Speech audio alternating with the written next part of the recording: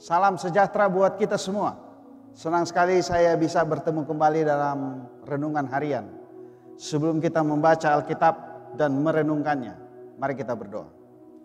Bapa di sorga, kami mengucap syukur kepadamu. Tuhan menyelamatkan kami dan hari ini Tuhan mengaruniakan kami kesempatan untuk merenungkan firman-Mu. Kami mohon Roh Kudus membimbing kami untuk kami memahami firman-Mu. Tolong kami Tuhan sepanjang hari ini untuk menjadi saluran berkat-Mu. Kami sedia membaca, merenungkan dan melakukan firman-Mu. Dalam nama Yesus kami berdoa. Amin. Pembacaan Alkitab kita hari ini, Injil Matius pasal 8 ayatnya yang pertama. Demikian firman Tuhan. Setelah Yesus turun dari bukit, orang banyak berbondong-bondong mengikuti Dia. Tema renungan kita hari ini, banyak orang mengikut Yesus. Seorang yang dianggap terkenal terindikasi dari banyaknya pengikutnya. Dunia yang kita hidupi sekarang melihat keterkenalan orang tidak hanya dilihat pada pengikut dalam dunia nyata, tapi juga pengikut dalam dunia maya. Era yang kita hidupi inilah yang sering kita namakan era digital. Keterkenalan seseorang dapat banyak pengikut, minimal ada beberapa tanda. Misalnya memiliki karisma berbicara yang didengar dan diikuti pengikutnya.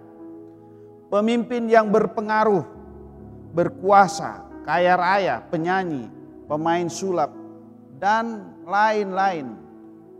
Bacaan kita nampak bagaimana keterkenalan Yesus yang khotbah-khotbahnya mempengaruhi banyak orang. Pengajaran-pengajarannya yang berwibawa. Tentu tingkat pengetahuan yang mumpuni dan berbagai kemampuan lain. Bahkan membuat orang menjadi sembuh. Membuat orang melihat dan mendengar. Mereka sangat yakin akan perkataan yang disampaikan Yesus.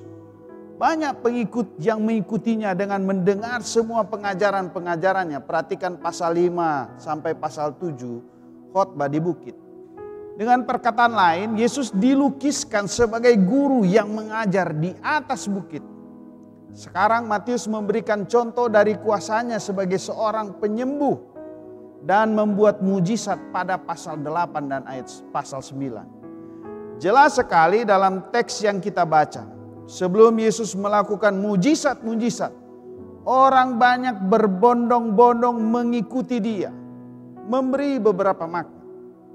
Pertama, apa yang disampaikan atau dikhotbahkan Yesus pada pasal 5 sampai pasal 7 dapat dipahami dengan baik dan benar oleh pendengarnya yang begitu banyak. Menyentuh kehidupan dan penghidupan mereka. Kedua, khotbah yang berisi pengajaran mengingatkan para pendengar tentang seorang pemimpin yang didambakan umat Israel yang akan datang untuk membebaskan mereka dari penjajahan. Inilah yang kita kenal dengan sosok Mesias. Ketiga, apa yang disampaikan dalam khotbahnya sama dengan apa yang diperkatakan. Dengan kata lain, itu yang disebut pemimpin yang memberi teladan. Kalau begitu, saudara-saudara, apa makna buat kita kini? Yesus dari dahulu sampai sekarang, bahkan sampai selama-lamanya, merupakan objek sembah, sujud dan teladan Tuhan kita yang harus kita terus ikuti. Dialah juru selamat yang dijanjikan membawa umat manusia kepada keselamatan kekal. Karena itu saudara-saudara, marilah kita bersama-sama orang banyak waktu itu untuk berbondong-bondong mengikuti perkataan-perkataannya. Dan apa yang pernah Yesus lakukan menyelamatkan manusia. Jadilah terang dan garam dunia. Di saat dunia ini mulai mengalami kebusukan. Dunia yang sedang mengalami kegelapan. Melalui kepedulian kepada sesama yang membutuhkan pertolongan. Kidung Jemaat 49, Sang Maha Tabib telah dekat.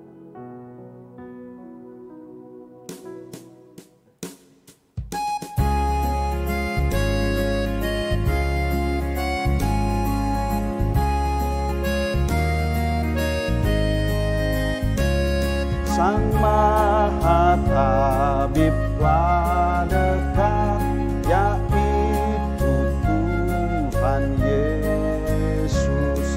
Wahai yang sakit dan penat, dengarlah suara Yesus. Baik di dunia yang fana, baik di surga yang baka, yang terindah selamanya nama Tuhan Yesus. Mari kita berdoa. Bapa di sorga, suaramu, tindakanmu, apa yang Tuhan lakukan di dunia ini menjadi terang bagi kami, menjadi teladan bagi kami untuk kami ikuti. Jadikan kami terang dan garam untuk kami menjadikan diri kami menjadi alat di tangan Tuhan, mewartakan kasih-Mu, bahkan menghibur, menguatkan sesama kami. Kami sedia menjadi saksi-Mu di dalam nama Yesus Kristus. Amin.